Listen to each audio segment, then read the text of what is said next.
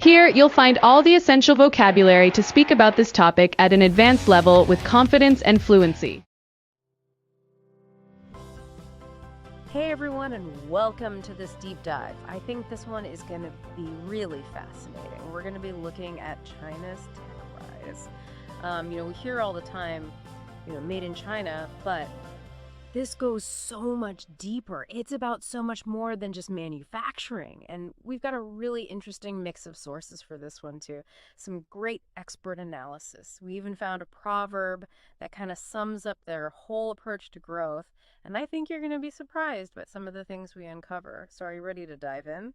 Absolutely. Mhm. And, it is interesting how often we just think about, China and manufacturing. But their goals, their ambitions are so much bigger. It's really about becoming a global tech leader. And they're making some serious moves to get there, especially in areas like AI and renewable energy. Yeah, speaking of, I was reading about this electric vehicle company, BYD, and apparently they're like outselling every other car manufacturer worldwide. That's a Yeah. pretty big deal, right? It is. It really is. And it's not just about making the cars either. Right. They've really strategically positioned themselves to control key components. Like, think about battery production. If you dominate the battery supply chain, well, you have a huge advantage in the electric vehicle market. Right. Makes sense. And Uh, it doesn't stop there. I was blown away to learn that China controls something like 80 to 95% of the global solar panel supply chain. I mean, they're not just aiming for a slice of the pie here. They're going for the whole thing. it's a strategic move with massive implications. I mean, Yeah. think about it. The future of energy renewable sources are going to be absolutely vital.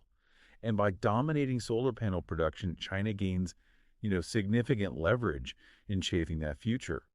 Some projections even suggest that they'll be generating 60% of the world's renewable energy by 2028. Wow, that's incredible. And here's another one that really caught my eye, drone technology. Apparently there's this company called DJI based in Shenzhen, and they control a whopping 70% of the global market share. That means there's a high chance that if you see a drone flying around, it's probably made in China. It really shows how strategically they've been approaching these key tech sectors. And it's not just about, consumer drones either. Think about the implications for agriculture, for surveillance, even delivery services. It really makes you wonder what else they're quietly dominating. I was surprised to learn about their lead in quantum computing research. I mean, they're publishing more papers than any other country, even surpassing the US in some areas. Yeah, they've clearly identified those cutting edge fields as, absolutely crucial for future dominance. And they're pouring resources into research and development. And let's not forget about AI. Chinese firms are filing more AI patents than anyone else. And then you have DeepSeek, that AI chatbot that's become like a global sensation. It really highlights their capabilities in this area. What made DeepSeek so innovative, in your opinion?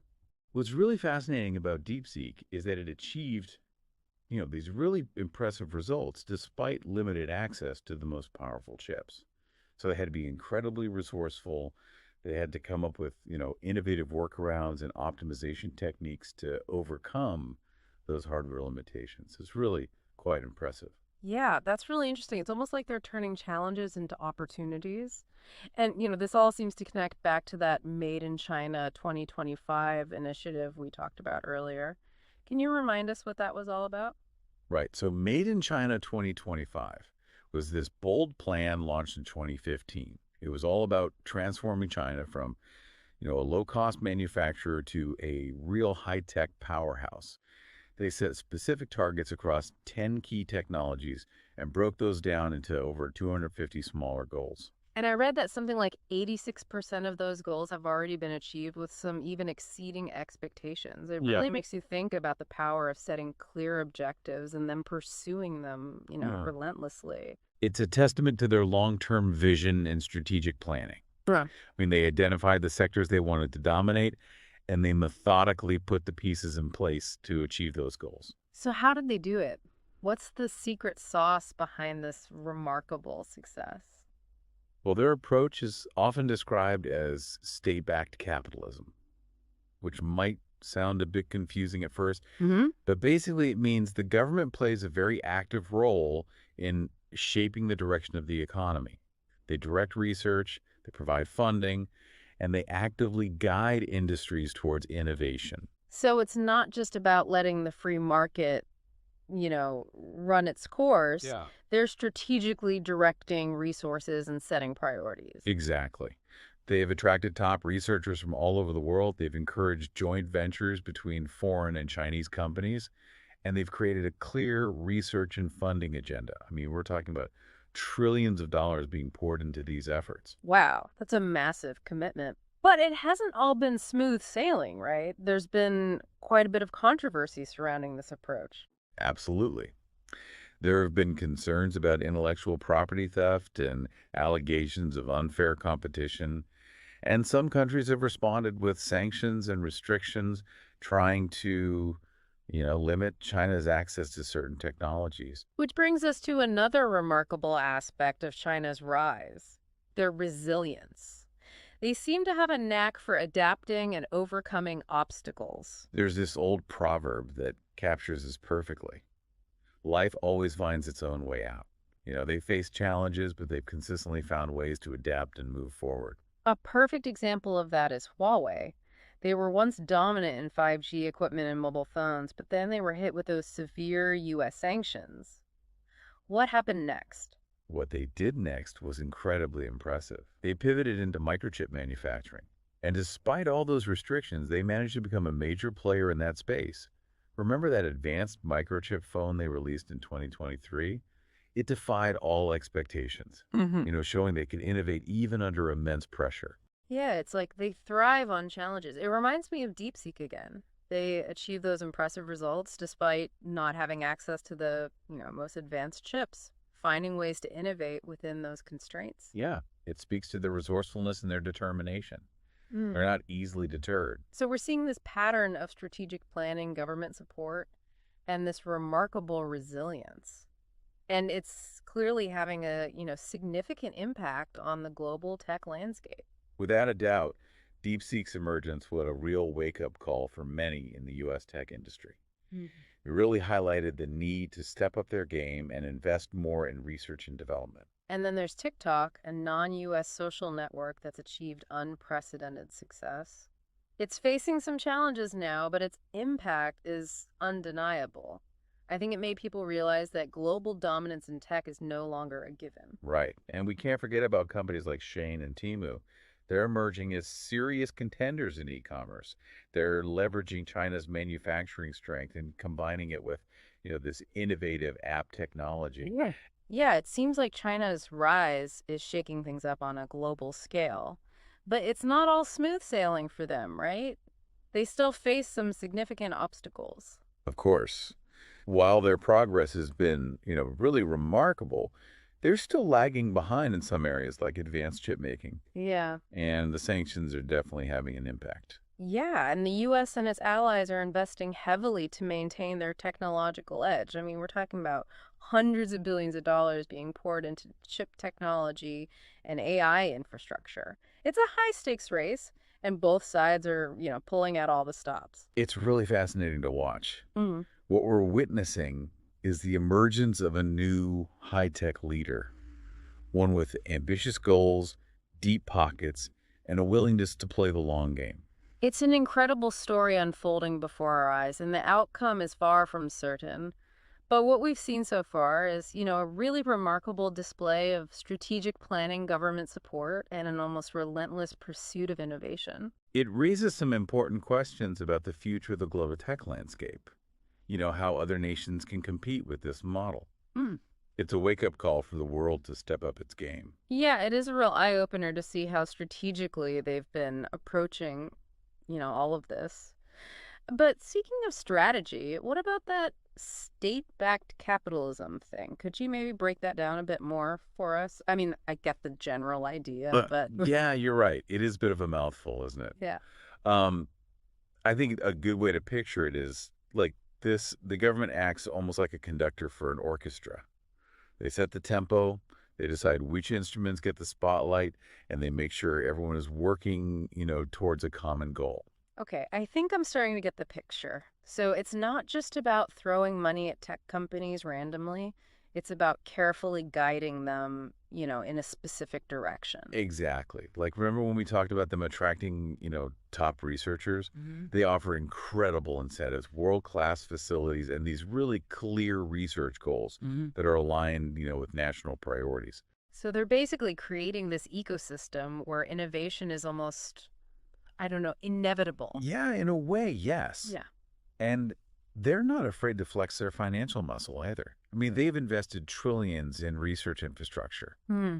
even acquiring foreign companies with valuable technology. It's a scale of investment that's hard to even wrap your head around, isn't it? But of course, like any system, I'm sure there are, downsides too. Oh, of course. Critics argue that it stifles, real competition and favors state-owned enterprises. Hmm. And there are concerns about the risks of, over-reliance on government direction, Yeah. potentially hindering, that organic innovation. Right. It's like anything. There are trade-offs involved, but one thing's for sure, China's approach has definitely gotten the world's attention. It's like they've thrown down a gauntlet, challenging the, traditional tech powerhouses. Absolutely. And the response has been interesting to watch. I mean, the U.S. and its allies have definitely ramped up their own investments in areas like chip manufacturing and AI research. It's almost like a new space race is heating up. But for technological dominance this time, Speaking of competition, let's circle back to Made in China 2025 for a minute. What were some of the specific sectors that they targeted? And how are they doing in those areas? okay, well, they identified 10 key industries.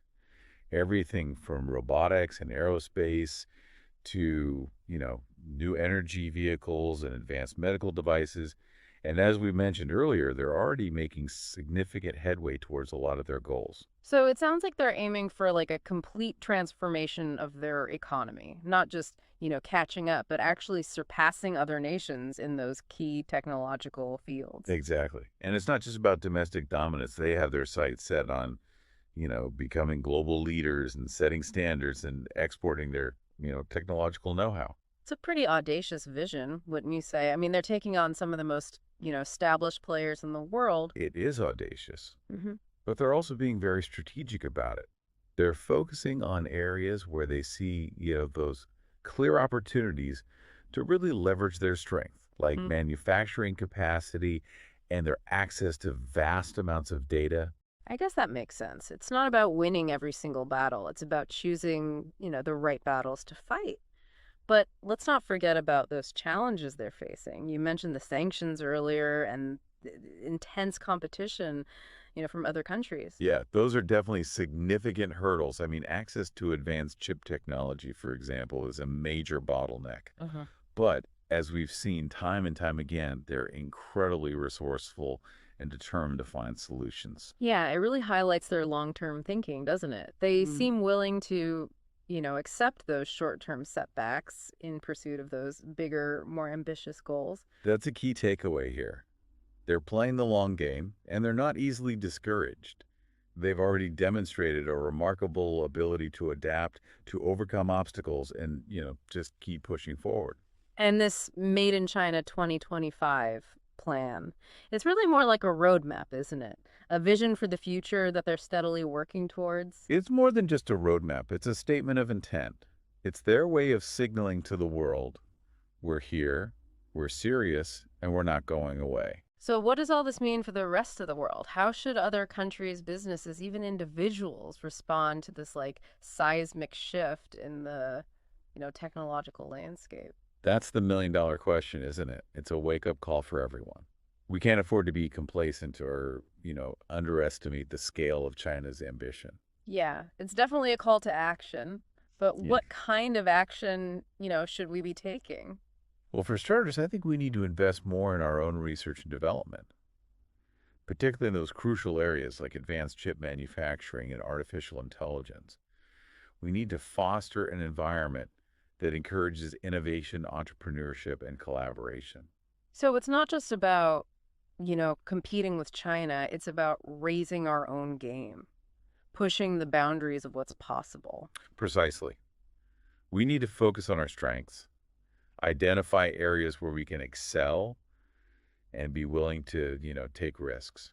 To think outside the box. Because one thing is for sure, The future of technology is going to be shaped by, those who are bold enough to innovate and adapt. I am curious, though, about the ethical implications of all of this. Mm-hmm. As we push the boundaries of technology, especially in areas like AI, I think we need to make sure that we're doing so, responsibly. You're absolutely right. It's not just about, technological advancement. It's about ensuring that technology serves humanity, not the other way around. Yeah. We need to be having those open and honest conversations about the ethical considerations, the potential risks, and the long-term consequences of these, very powerful technologies. So it's not just like a race to the finish line. It's about navigating this complex landscape thoughtfully with an eye towards the future, we want to create. Exactly. And that's where you, our listener, come in, because ultimately the future of technology is in our hands. The choices we make, the questions we ask, the conversations we have will all shape the world we live in. That's a pretty powerful thought, isn't it? It's not just about governments and corporations. It's about each of us taking responsibility for the future of technology. Absolutely. And that's why it's so important to, stay informed, to engage in these conversations, and to really be a part of shaping a future where technology serves humanity, not the other way around. Wow. It is a lot to take in, isn't it? I mean, the whole deep dive into China's tech rise. It's really got me thinking about the bigger picture. You know what I mean? Yeah, definitely. It's not just about the gadgets and, the gizmos. It's really about, the future we're all creating, the choices we're making, the values we're upholding as we navigate this, rapidly changing world. One thing that really stood out to me was that proverb you mentioned earlier, life always finds its own way out. I think it really captures that Chinese adaptability, their resilience in the face of challenges. And it made me wonder, what can we all learn from that approach? What can we apply to our own lives, whether we're in tech or business or just trying to, navigate the complexities of the modern world? That's a great question. Yeah. I think it's a good reminder that, challenges are inevitable, but they don't have to be roadblocks. They can actually be opportunities for growth, Hmm. for innovation, for finding new and creative solutions. It's like that saying, necessity is the mother of invention. Yeah. Right? And China, they seem to have like really embraced that wholeheartedly. They've turned those limitations into opportunities, sanctions into catalysts for innovation. Exactly. And they've shown that, that long-term thinking, strategic planning, and a willingness to adapt can lead to, some really remarkable results. It's a lesson I think we can all apply to our own lives, no matter what our goals are. So for everyone listening out there, think about this. What challenges are you facing right now? What goals have you maybe put on hold because they seem too daunting? Maybe, just maybe, those challenges are actually opportunities in disguise. And remember, you don't have to go it alone. Collaboration partnerships, seeking out diverse perspectives. These can all be powerful tools for overcoming obstacles and achieving those ambitious goals. Right. It's like that African proverb, if you want to go fast, go alone. If you want to go far, go together. And China's success hasn't happened, in a vacuum. They've actively sought out collaborations, attracted, global talent, learned from the best. Exactly. And in today's interconnected world, Yeah. collaboration is more important than ever. I Yeah. think we could achieve far more together than we can in isolation. So what's the takeaway here? What's that one big thought-provoking question we want to leave our listeners with? I think the question is this: how can we as individuals, as businesses, as nations, embrace that spirit of innovation, adaptability, and collaboration to shape a future that benefits all of humanity? That's a really powerful question. And it's one that I think we all need to be grappling with because the choices we're making today, they're really going to shape the world we live in tomorrow. So stay curious, stay engaged, and stay committed to creating a future where technology empowers us, connects us, and helps us, build a more just and sustainable world. That's a perfect note to end on. Thanks for joining us on this deep dive into China's tech rise. We hope you found it, insightful, thought-provoking, and maybe even a little bit inspiring. Until next time, keep exploring, keep learning, and keep pushing the boundaries of what's possible.